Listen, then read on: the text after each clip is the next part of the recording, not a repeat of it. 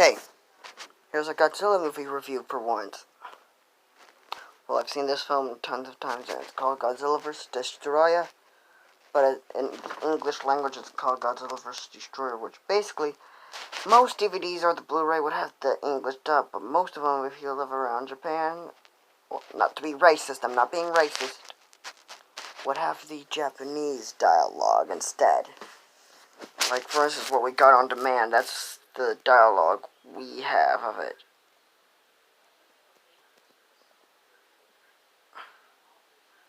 Which really sucks, man.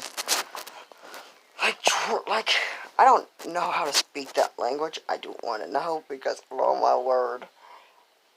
Hell, whenever I try speaking Spanish, it sounds like I'm cussing up a storm in Spanish. Which is pretty funny, but yet kinda might make Chinese people mad. Like, for instance, if I ask a Chinese man, doesn't know where my parents were at, I was lost for once, and I say it in Chinese, he might start yelling at me in Chinese language. Not to be racist, I'm not being racist. You know, just try to find out. Okay, back on to the movie, but it's awesome. It's a great film. It's from 1995.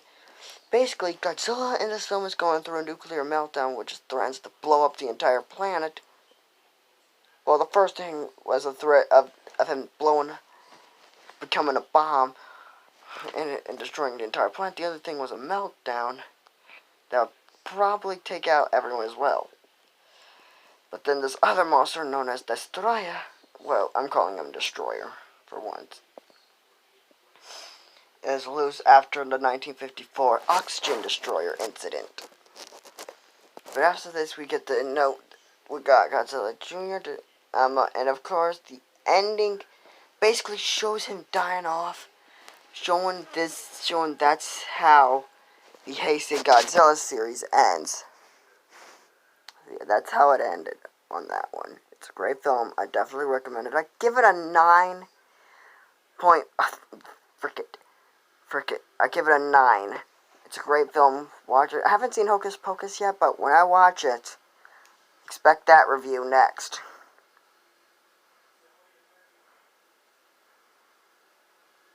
And just like my All Hallows Eve video, don't watch the sequel. It's probably going to be just as worse as the original. I just went back to my Spirit. The other Spirit Halloween, is close to closed. Okay, I'm going to give a little update. My Spirit already got not their boxes in yet. Except now Crouchy is fried. Waving Wally's fried.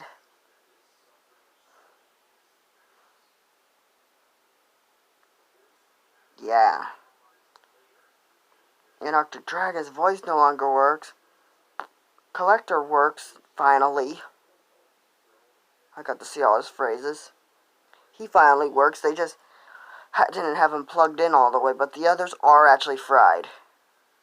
They're thinking about switching that collector to that store because my store ain't got a collector on display yet.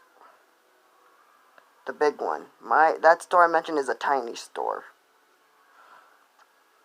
Still pretty big. They were able to set up all their displays and stuff.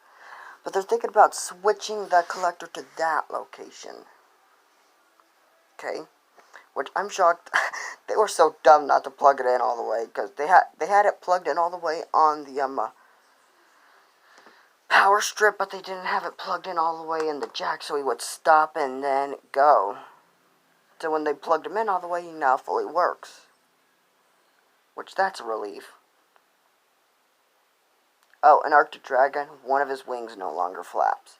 Only one works, and it moves very slow. So there's a good chance that it's going to completely stop working soon. And then that store would close up. That store's getting ready to be removed from the radar because there's getting the fried ones. But the collector wasn't fried. He just wasn't plugged in all the way. So yeah, bye. This was my review on Godzilla vs. Destroyer. Well, Destroyer. And some updates on Spirit Halloween. and bye.